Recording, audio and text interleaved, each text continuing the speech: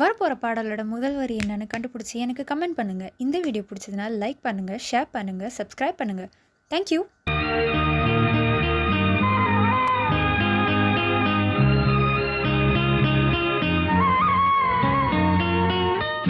உங்கண்ணு ரெண்டும் துடிக்குதடி, கல்யாண மேளம் அடிக்குதடி, ஆசைய நெஞ்சில் சுமந்தபடி அண்ணாந்து பார்க்கும் இளைய கொடி.